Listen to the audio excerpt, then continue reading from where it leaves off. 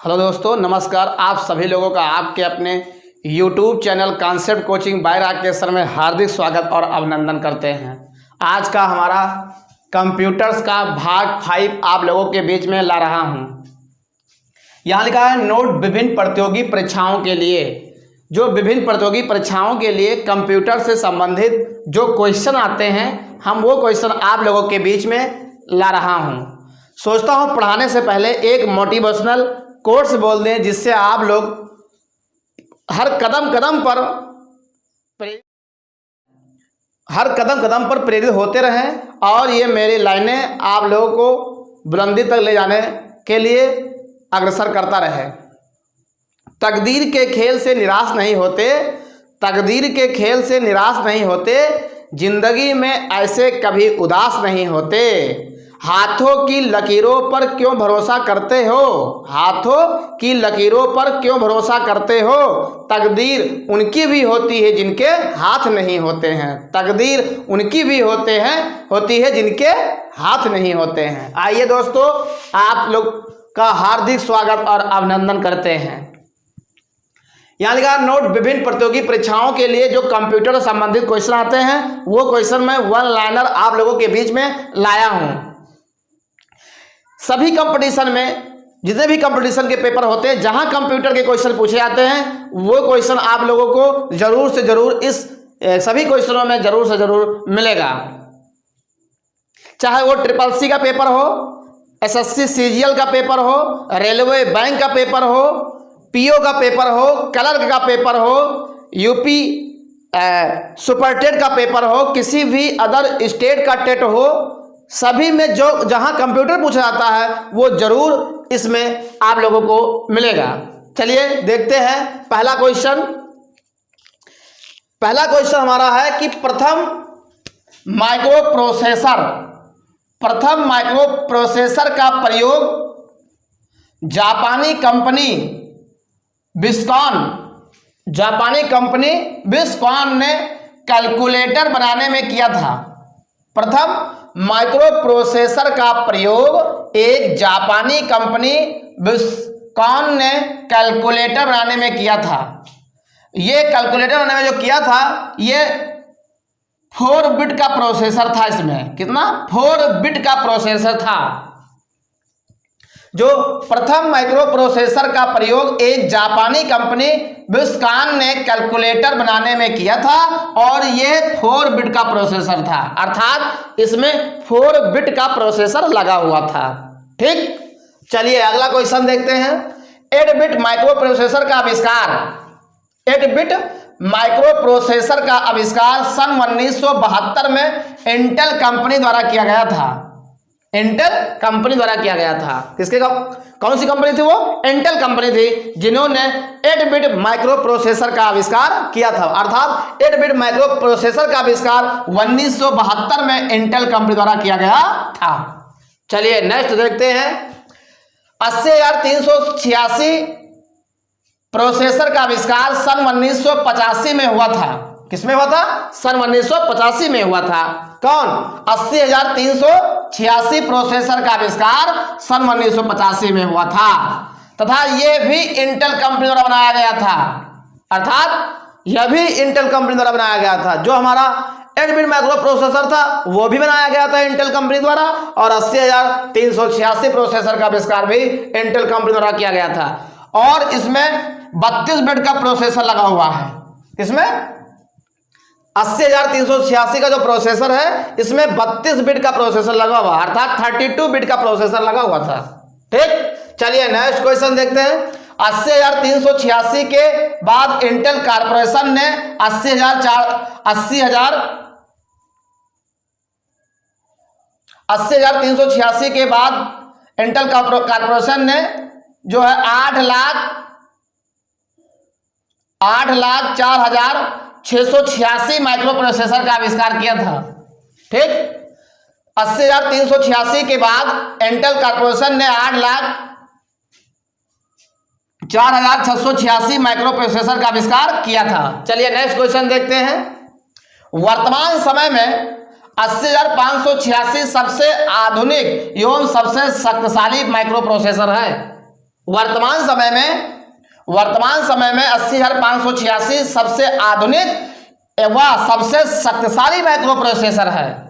आज के समय में 80,586 सबसे आधुनिक है वह सबसे शक्तिशाली माइक्रो प्रोसेसर है।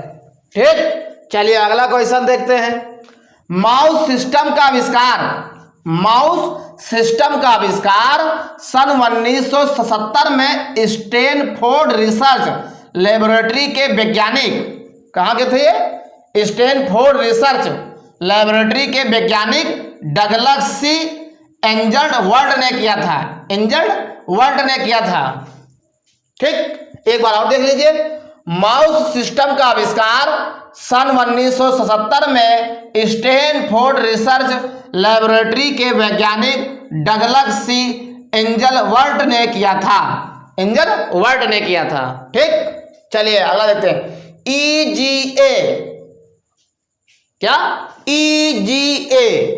ईजीए कार्ड का आविष्कार सन 1984 में हुआ था। ईजीए कार्ड का आविष्कार सन 1984 में हुआ था। ईजीए कार्ड का आविष्कार सन 1984 में हुआ था। चलिए नेक्स्ट देखते हैं। कंप्यूटर को दिए जाने वाले निर्देशों के क्रमबद्ध समूह को प्रोग्राम कहते हैं। ठीक, एक बार दे लीजिए। कंप्यूटर को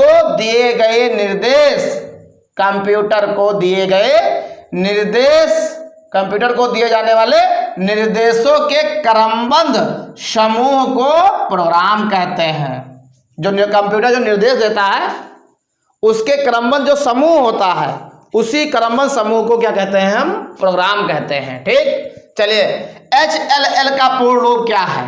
देख लीजिए फिर HLL का पूर्ण रूप क्या है?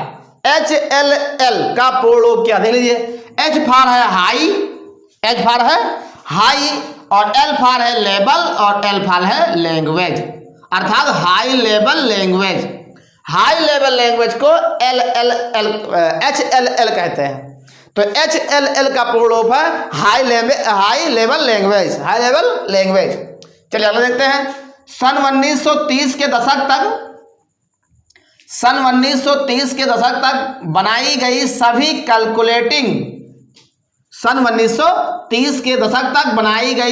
कैलकुलेटिंग मशीनें मूलतः यांत्रिक हुआ करती थी। कब हुआ करती थी? सन 1930 के दशक तक। कब? सन 1930 के दशक तक बनाई गई सभी कैलकुलेटिंग मशीनें मूलतः यांत्रिक हुआ करती थी। क्या हुआ करती थी? यांत्रिक हुआ करती थी। चलिए अगला देखते हैं। सन 1952 से IBM इंटरनेशनल बिजनेस मशीन। तो सन 1952 से IBM अमेरिकी कंपनी ने बड़े पैमाने पर, कहाँ की कंपनी थी? अमेरिका की कंपनी थी। तो अमेरिकी कंपनी ने बड़े पैमाने पर व्यवहारिक कार्यों हेतु कंप्यूटर बनाना और बेचना प्रारंभ किया था। देख लीजिए एक बार, बहुत इंपॉर्टेंट क्वेश्चन, सभी प्रतियोगी परीक्षाओं के खोपड़ी में छेद करने के लिए तैयार हो जाइए आप लोग। ठीक, देखिए सन 1952 से IBM अमेरिकी कंपनी ने बड़े पैमाने पर व्यवहारिक कार्यों हेतु कंप्यूटर बनाना प्रारंभ किया और बेचना भी प्रारंभ किया, बनाना और बेचना प्रारंभ किया था। ठीक, IBM कंपनी अमेरिका की कंपनी थी। चलिए आगे देखते हैं। वर्ड स्टार एक पैकेज सॉफ्टवेयर है जो कंप्यूटर को टाइपराइटर के रूप में बदलता है। एक बार देख लीजिए। वर्ड स्टार एक पैकेज सॉफ्टवेयर है। वर्ड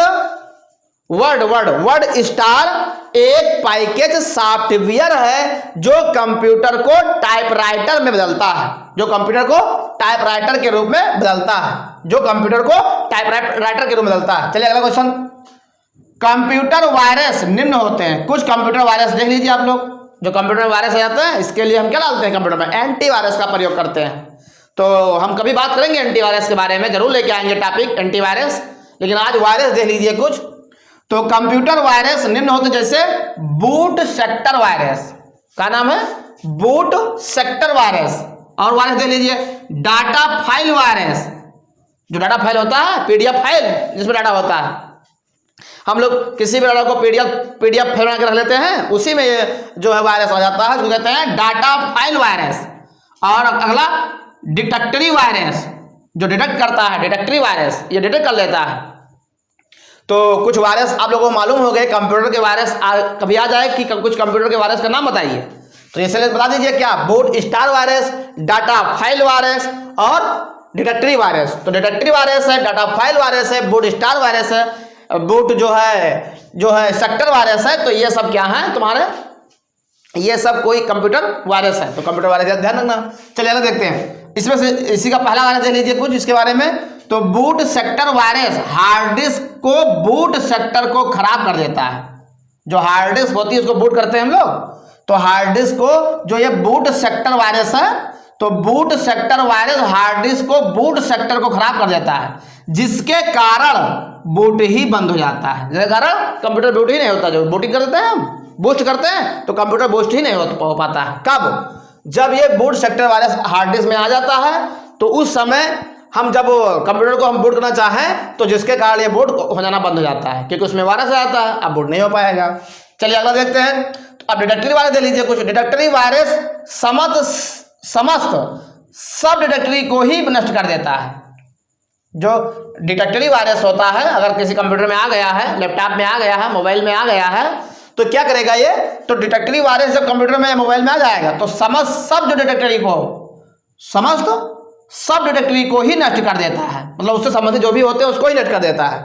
इसका जैसे नाम है क्या, D2 एक सब डिटेक्टरी वायरस है, तो इसको नष्ट कर देता है। सही है। चलिए अगला देखते हैं। एक सेकंड के most important question, this is the most important question. सभी प्रतियोगी परीक्षाओं में ऐसे क्वेश्चन आते रहते हैं, देखते रहिए। एक सेकंड के 1 करोड़वें हिस्से को, 1 सेकंड के 1 करोड़वें हिस्से को नैनो सेकंड कहते हैं। क्या कहते हैं? नैनो सेकंड कहते हैं। एक बात देख लीजिए, 1 सेकंड के 1 करोड़वें हिस्से को, 1 सेकंड के 1 करोड़वें हिस्से को नैनो सेकंड कहते हैं। क्या कहते हैं? नैनो सेकंड कहते हैं। तो याद रखना कि 1 सेकंड के 1 करोड़वें हिस्से को क्या कहते हैं? नैनो सेकंड कहते हैं। तो आज की हमारी क्लास बस इतना ही है। ये हमारा आज 5वां भाग था। मैं कंप्यूटर से संबंधित इसी प्रकार 1 लाइनर क्वेश्चन आप लोगों को मैं प्रोवाइड कराता रहूंगा। आज के लिए बस इतना ही, और इसका स्क्रीनशॉट ले लीजिए। अगर आप लोग स्क्रीनशॉट नहीं लिया हो तो इसका स्क्रीनशॉट अब ले लीजिए, और इसका नोट्स जरूर बनाते रहिएगा, साथ साथ पढ़ते रहिए और आगे बढ़ते रहिए। बस आज के लिए बस इतना ही। आप सभी लोग हमारे चैनल को आगे बढ़ाने के लिए सभी लोग शेयर करते रहें, और हमारे इस बातों को अपने दोस्त, अपने रिश्तेदार, अपने जानने वाले सभी लोगों को शेयर करते रहें, ताकि उनको कुछ फ़ायदा मिल सके और वो भी आगे बढ़ सकें। बस आज के लिए इतना ही। बहुत बहुत धन्यवाद।